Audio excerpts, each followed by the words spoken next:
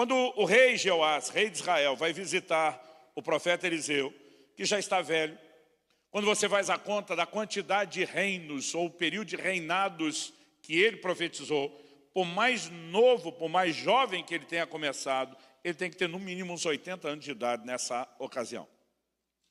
Ele, além de enfermo, diz a Escritura, além de velho, diz a Escritura que estava enfermo, da enfermidade que haveria de morrer. Quando ele morreria?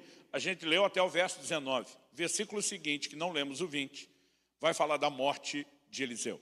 Ou seja, esse é o último momento, o último episódio de Eliseu em vida. A Bíblia vai relatar algumas coisas que aconteceram depois, mas o último registro que nós temos, o que me faz acreditar que Jeoás foi fazer uma espécie de visita social, de despedida.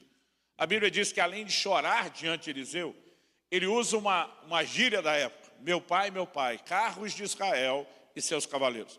A única outra vez que isso foi usado na Bíblia foi usado pelo próprio Eliseu na hora de Elias partir. Ou seja, o que esse cara estava dizendo, uma linguagem mais contemporânea, era #partiu glória.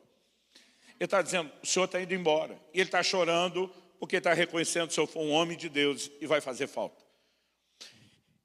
Eliseu aproveita esse momento que era para ser só uma visita social e se permite ser um instrumento de Deus uma última vez. E ele diz para o rei, pega o arco e flecha, o rei pegou. Abre a janela que dá para o oriente, para o leste. O rei abriu. E diz, agora tira uma flecha, o rei atirou. Quando o rei atirou, o homem de Deus simplesmente diz, flecha da vitória do Senhor contra os sírios. Essa é a flecha da vitória do Senhor contra os sírios. E ele ainda afirma categoricamente, você vai feri-los, Israel estava em guerra com os sírios, você vai feri-los em Afeca até os consumir. Literalmente a expressão até os consumir significa até acabar com a sua raça. Aí o rei atirou a flecha, mas essa flecha não se transformou num míssil balístico de alta potência, que caiu lá no acampamento do inimigo e destruiu todo mundo. A flecha em si provavelmente não foi além do quintal da casa de Eliseu.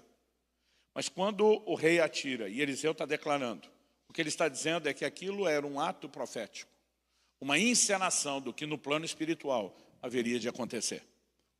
E aqui eu e você precisamos nos questionar algo. Porque a palavra profética dizia o quê? Você vai ferir o inimigo até os consumir. Mas depois de atirar da flecha, Eliseu diz para ele, agora você vai ferir o chão, atira no chão. E o rei faz isso 1, 2, 3. Na terceira ele para. E é no momento que ele para que Eliseu fica indignado. Eu brinco que se fosse brasileiro dos nossos dias, Eliseu teria dito para ele, por que parou por quê? Indignado ele diz, você tinha que ter ferido o chão 5 ou 6 vezes. Se você fizesse isso, então você iria ferir os inimigos de acordo com o que Deus falou, até os consumir. Mas agora, por causa da sua atitude, o jogo acabou de mudar. Você só vai feri-los 3 vezes. O que me leva a fazer a pergunta que você já sabe a resposta. Quem é que determina a quantidade de vitória que eu e você teremos? Muitas vezes nós achamos de forma equivocada que Deus, de modo unilateral, já decidiu quantas vitórias eu e você teremos. E o que o texto nos mostra é que muitas vezes Deus está falando de uma provisão, de algo que Ele providenciou, mas que eu e você podemos de alguma forma diminuir, em vez de desfrutar tudo aquilo que Ele definiu. Eliseu disse, se você atirasse mais no chão, ia vencer 5 ou 6. Mas porque parou na terceira dizendo, 3 está bom, agora você também limitou a quantidade de vitória. O tema da minha mensagem para vocês hoje é não se conforme. Não se conforme. Tem muita gente parando antes da hora de parar. E durante muito tempo eu defini as pessoas pelos extremos. Ah, esse cara é incrédulo, ou seja, não acredita em nada. Ah, esse realmente é crente, ou seja, acredita em tudo. A verdade é que a maioria das pessoas não estão nos extremos. Elas estão vagando em algum lugar aqui no meio. Às vezes pendendo mais para um lado, às vezes pendendo para o outro. O que duvida, não duvida de tudo. E muitas vezes o que acredita também não acredita em tudo. E é quando as pessoas começam a transitar nesse lugar, que muitas vezes elas não percebem que mesmo vendo Deus fazer alguma coisa, isso não significa que elas estão experimentando tudo aquilo que elas poderiam experimentar. E sabe, de alguma forma, eu sinto que Deus queria que eu viesse enxergar a fé de muitos de vocês. E a primeira coisa que eu quero chamar a sua atenção é que o comportamento de cada um desses dois, Jeoás de um lado, Eliseu do outro, é completamente diferente. Jeoás joga no time dos conformados, 3 está bom. Por que é que ele se acomodou em 3? Nós não temos certeza. Talvez ele pensou, não quero passar a minha vida inteira guerreando ou lutando. Talvez ele simplesmente tenha escolhido o caminho mais cômodo. E a gente só vai ficar especulando. Mas do lado de cá você tem um cara indignado, dizendo, você não vai viver a plenitude do que Deus te prometeu. E algumas verdades que eu tenho aprendido a respeito disso, e eu gostaria de chamar a sua atenção, diz respeito ao poder de uma atitude. Jeoás está jogando no time dos conformados, 3 está bom. Eliseu, indignado com ele, está jogando no time dos inconformados, está bom coisa nenhuma. O que está bom é a medida cheia do que Deus prometeu. Agora a pergunta é, qual é o poder que uma atitude tem? Ela define destinos, ela define a medida do que eu e você iremos desfrutar. E é importante que a gente entenda isso. Quando eu era garoto, algo que chamava muito a minha atenção lendo a Bíblia, era a declaração de Gideão.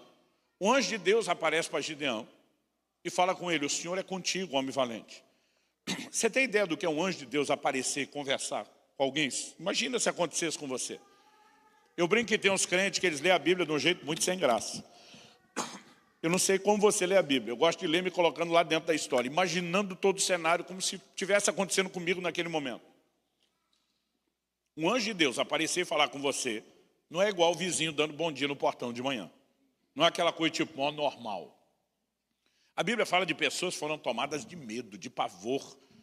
Daniel descreve visões de anjos que faltou força para ficar de pé.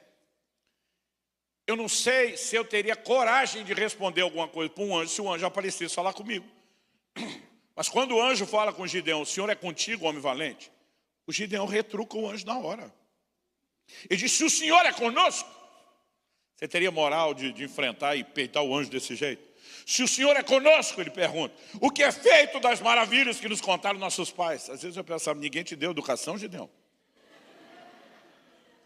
O anjo está falando que Deus está com você, você vai questionar o anjo. Mas o questionamento não é Deus está ou não está. Ele diz, se o Senhor está conosco, o que é feito das maravilhas que nos contaram nossos pais?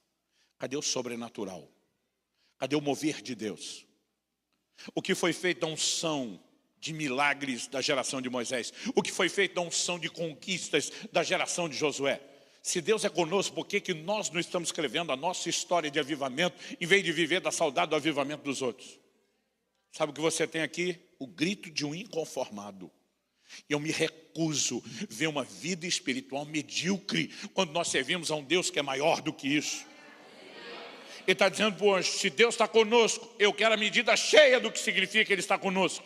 Eu quero ver o pau quebrar, eu quero ver a coisa acontecer, eu quero ver o cenário incendiado.